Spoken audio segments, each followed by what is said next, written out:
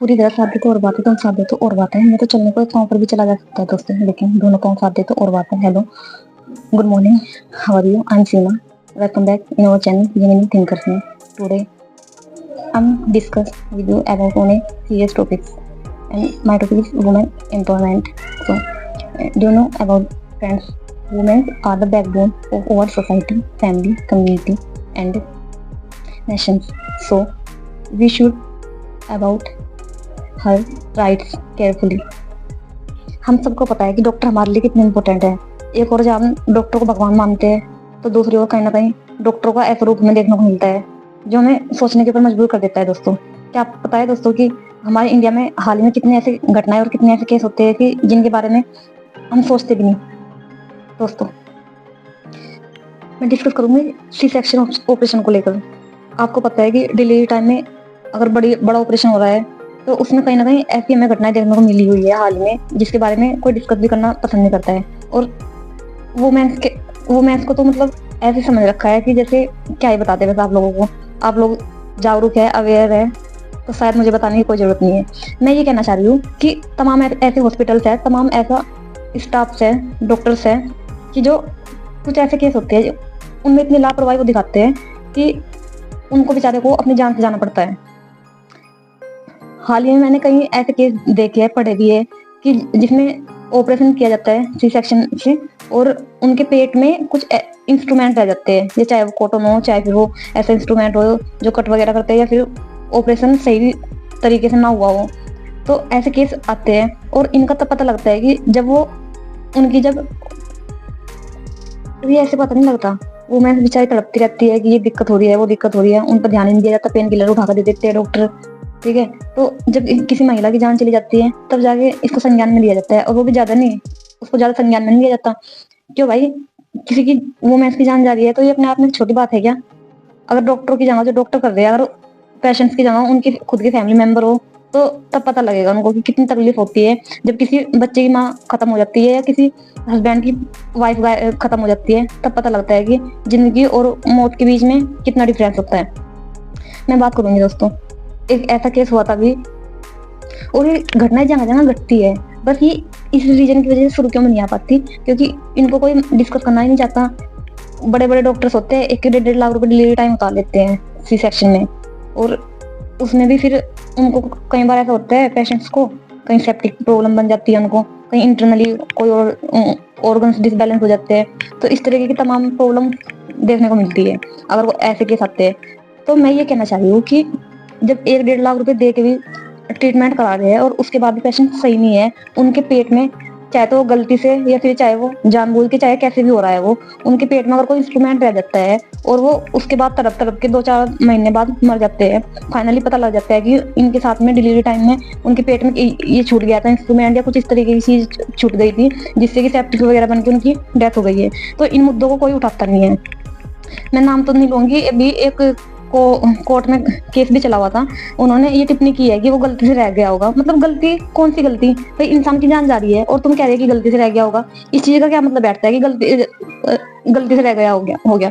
किसी की जान जा रही है इसमें, वो किसी की बहन भी हो सकती है, किसी की माँ भी हो सकती है, कि किसी की बेटी भी हो सकती है वो, और डॉक्टर इतनी केयरलेस में करेंगे।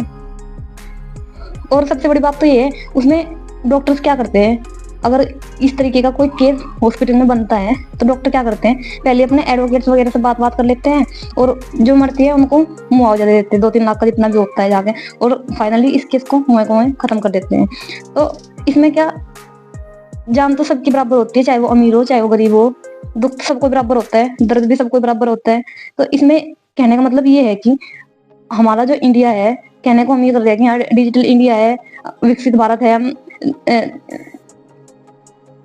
सबका साथ सबका विकास, विकसित भारत, शिक्षित भारत, डिजिटल इंडिया, हम तमाम मुद्दों को लेके बात करते हैं, और कहीं ना कहीं हम करप्शन को भी बढ़ावा दे रहे हैं।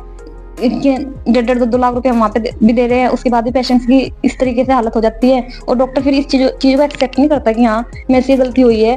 और अगर वो अच्छे से कोई इस चीज को लेकर इंस्ट्रक्शन दे गवर्नमेंट कि अगर किसी हॉस्पिटल में इस तरीके का कोई केस मिलता है तो उस पर करोड़ों का जुर्माना लगाओ, जो भी स्टाफ है वहाँ पे उनको अवेयरनेस दो, या रात को नींद तो पूरी लेंगे नहीं यार, उठा के जाके ओटी में चले जाएंगे और अपना फिर पेशेंट के साथ में जिंदगी के साथ में खिलवाड़ करेंगे। तो ये तो कोई वो नहीं है ना कि तुम किसी की जान ले लोगे और फिर बोल दोगे कि आई एम सॉरी, हम क्या कर सकते हैं इसमें। ये तो सोचने की बात है, और हम सबको एक संवेदनशील तरीके से सोचने की जरूरत है इस टॉपिक के ऊपर।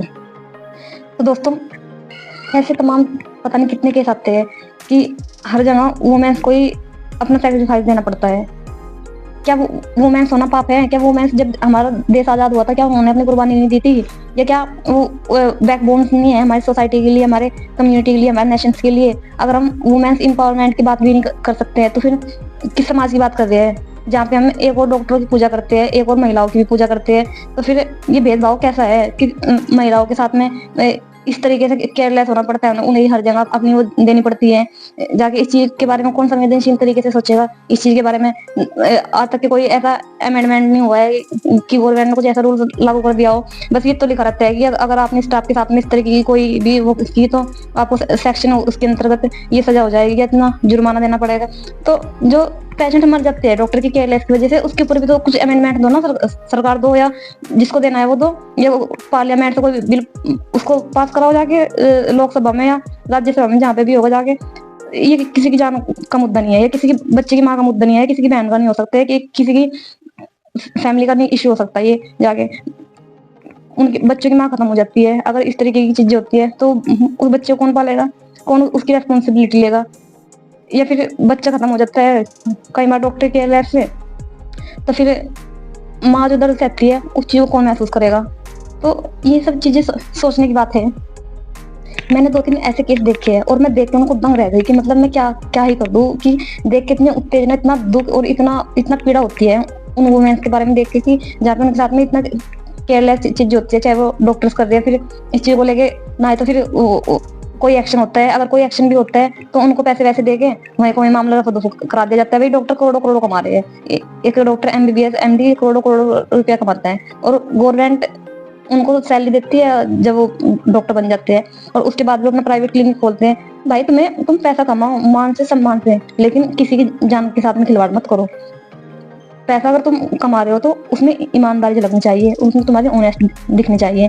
अगर तुम किसी से पैसा ऐसे ले लोगे, तो किसी गरीब से अगर पैसे लोगे, तो अभी तो तुम्हें इस चीज का अंदाजा नहीं होगा, लेकिन भुगतान तो यहीं करके जाना पड़ेगा। कई बार भुगतान नहीं करना पड़ता, लास्ट में जाके इंसान को सब कुछ नहीं करना पड़ता है। इंडिया में अगर हमारा कोई केस पेंडिंग है, ये तो लाजमी सी बात है कि लाखों केस पेंडिंग चले रहते हैं, लेकिन कोई तो है ही जहाँ पे न्याय मिलेगा।